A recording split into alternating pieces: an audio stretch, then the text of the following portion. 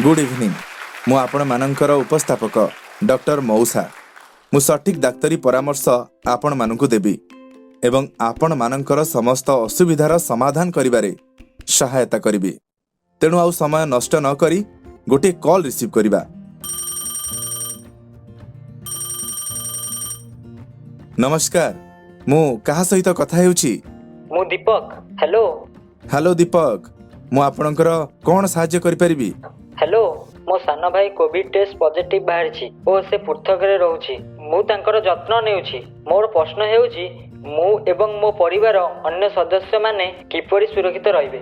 सर्वप्रथमे जत्न नेउथिबा व्यक्ति 18 रु 60 वर्ष वयस्क हेबा उचित, जहांक मधुमेह, हृदरोग किंबा फुसफुस रोग परि पूर्वरु रोग नथिबो। रोगी गोटिए कोठरी रे रहिबा उचित एवं कबाट को बंद एवं झरका गुड़ी को खोला रखिबे।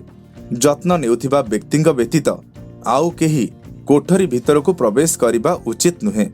जदि आपणक घरे रोगींक पई अलगा कोठरी नाही, तेबे सरकारी हेल्पलाइन 1075 को कॉल करंतु एवं एक कोविड जत्न केंद्र को जानतु एवं एबे जत्न नेउथिबा व्यक्ति एवं परिवार रो सुरक्षा विषय रे विशेष भाव में कथा हेबा।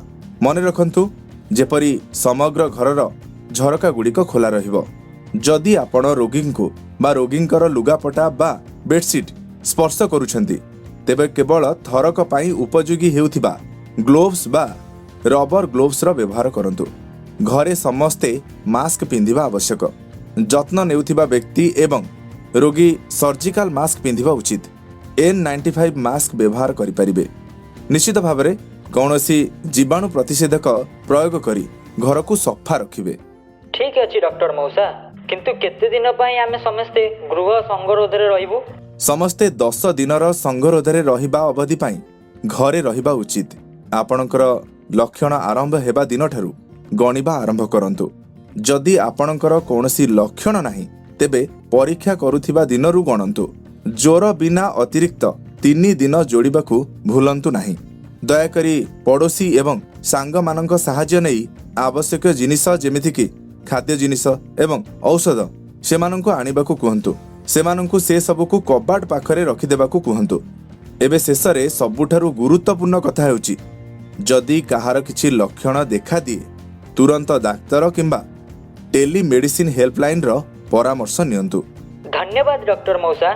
प्रिय दर्शक गण, मु आशा करे एही निर्देश गुड़िक आपण मानकु मध्य साहाय्य करिबो। विदाय नेउछि।